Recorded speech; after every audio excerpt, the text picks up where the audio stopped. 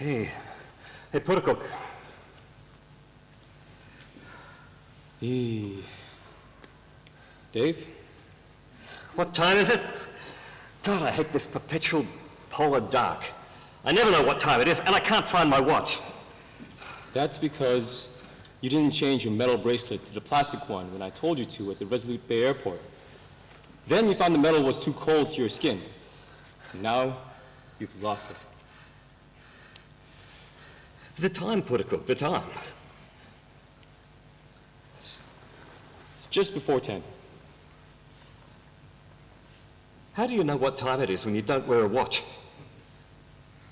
What? Almost 10? We're supposed to be up an hour ago. We'll be late for the flyover. I know what time it is because I know what time I sleep and how long I sleep.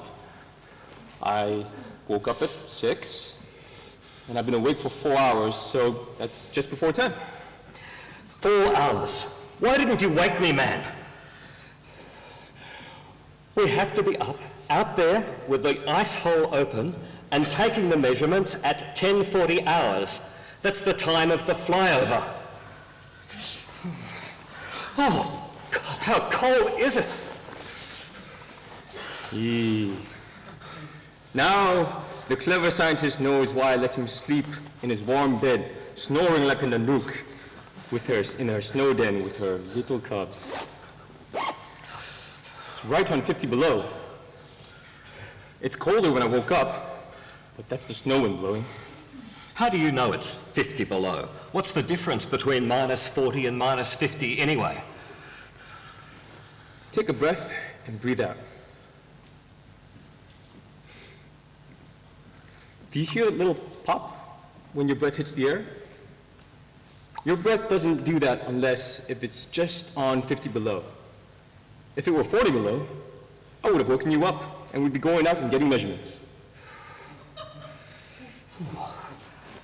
How am I going to get dressed? I'll freeze before I get my clothes on. Oh, don't get up. Stay in bed. Stay and, hey, you've got to learn to listen. Stay warm. I told you yesterday, we should have built an igloo instead of pulling up this tent. Now we're in for a very cold time. Snow winds are bad winds. Did you sleep in your clothes last night to keep them warm? No, I put them back in my pack. Oh. Don't get up. Jeez, I'm busting for a piss. Stay warm. Just unzip your bag and roll over and piss right next to you. Go on. Piss is hot and will drill down into the snow. Piss gone in no time.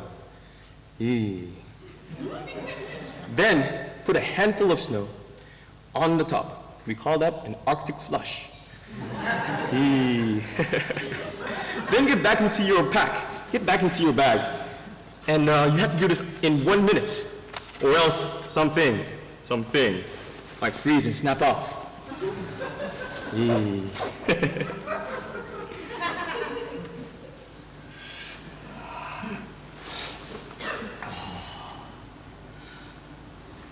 Jeez, that feels weird.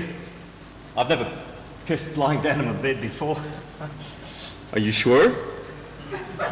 Ask your mother. She'll remember.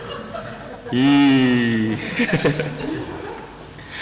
lose heat when you piss, Dave. I'm holding mine in. Thanks for the tip, Putacook. That's okay. Wait till you need a shit. Come on, buddy. It's time we were getting up. We've got to get out there in 20 minutes for the flyover. We can have breakfast after we've taken the measurements. Stay in bed. Stay warm. It's not a good day to go out. It's going to get very cold soon. We should be in an igloo. Yes, I heard you yesterday. But with the setting up and the measurements, we didn't have time to build an igloo.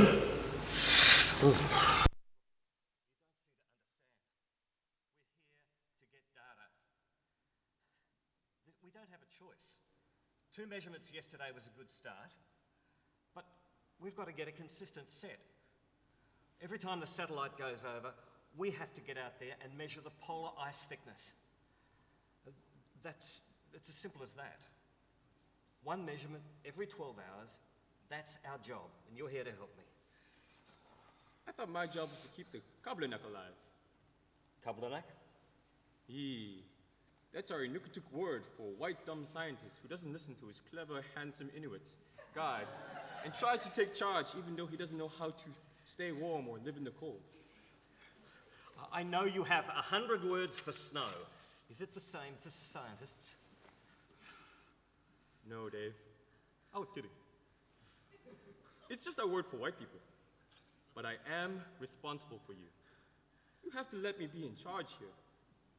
Oh, yeah. Sure, well, look, thanks. I am grateful and I appreciate your help. But you have to understand, there are a lot of people whose time is invested in this project.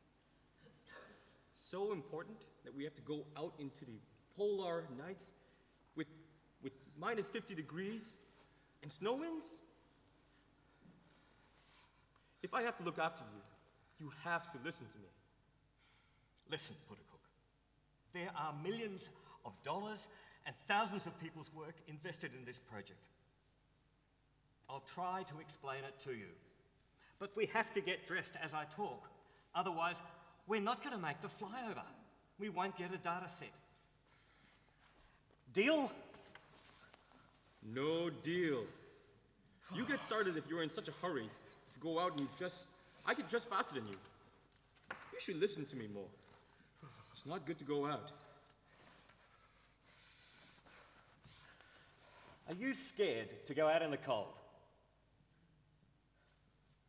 I'm scared for you.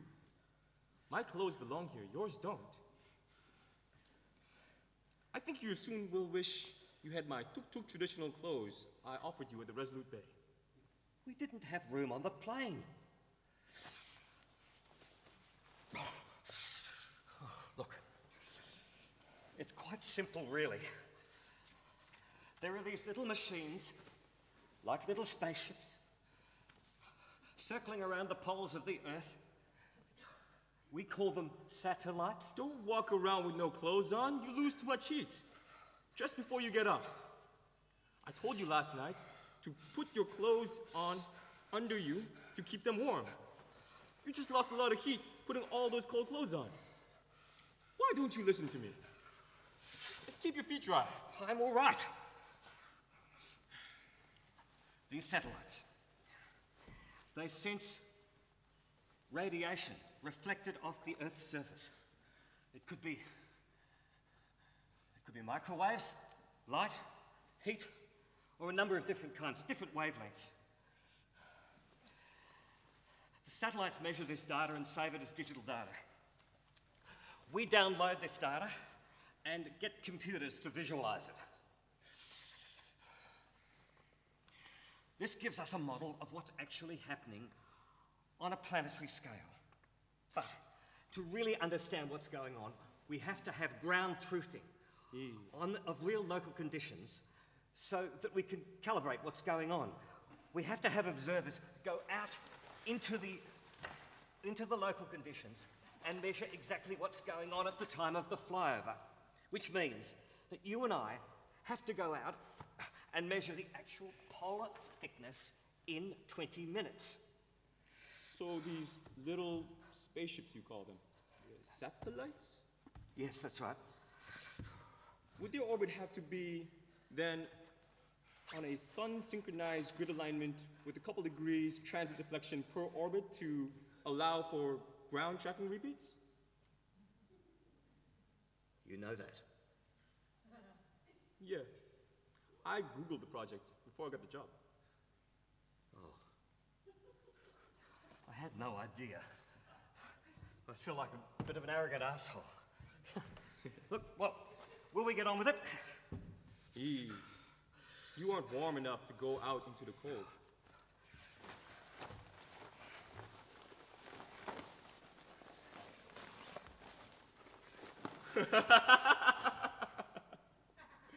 Look at you.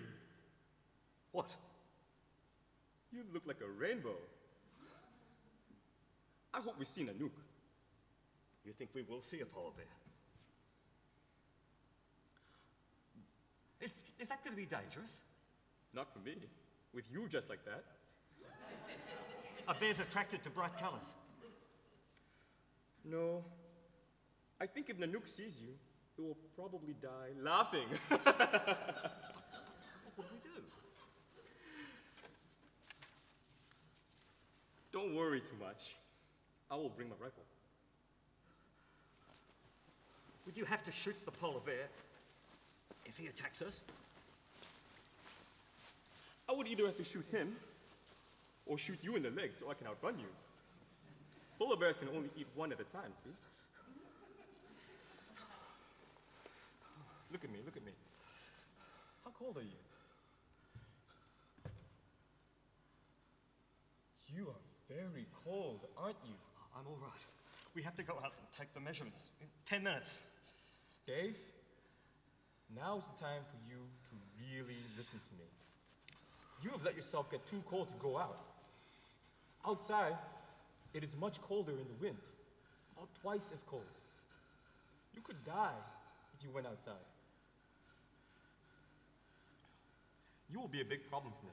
I need to be there to take the Don't measurements. talk or argue. You don't have time.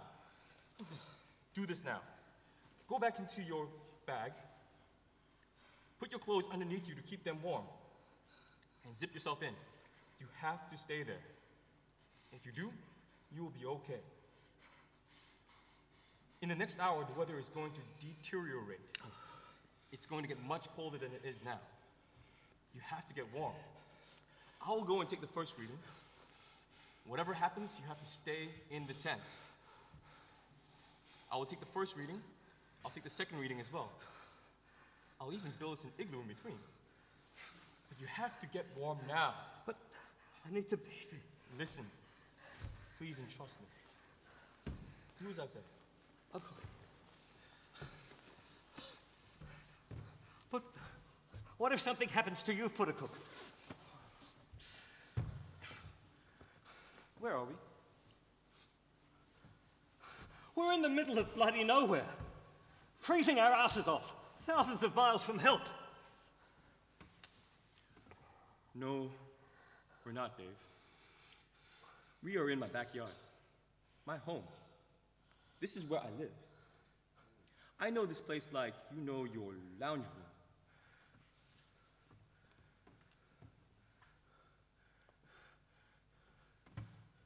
Hey, Dave? What? What is really going to happen to the Arctic ice? Well, my boss, he's the director of global climate projection at NASA. All the data says that the Arctic, as we know it, will all have been gone in 17 years. No more multi-year ice. The polar ice caps would all melt each summer. The project scientists just expect that these ground-truthing results will just confirm the modelling. Oh, the Arctic will just change. It's already changing. It can't be stopped. I'm sorry, Puttacook. Oh, I'm truly sorry.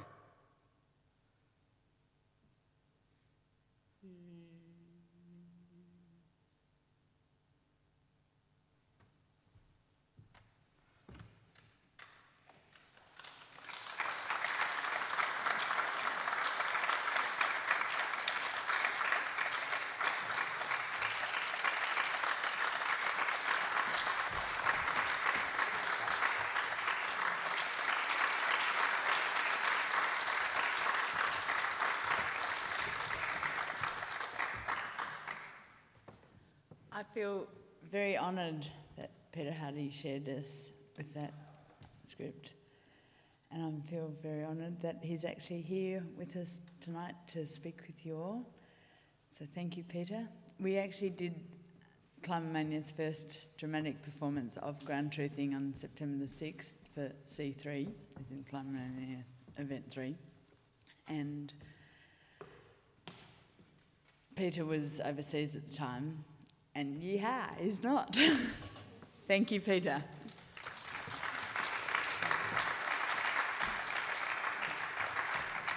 Sorry, Peter, have you given your 7-minute thing to Greg? Hi everybody. Actually, I'm Putaguk.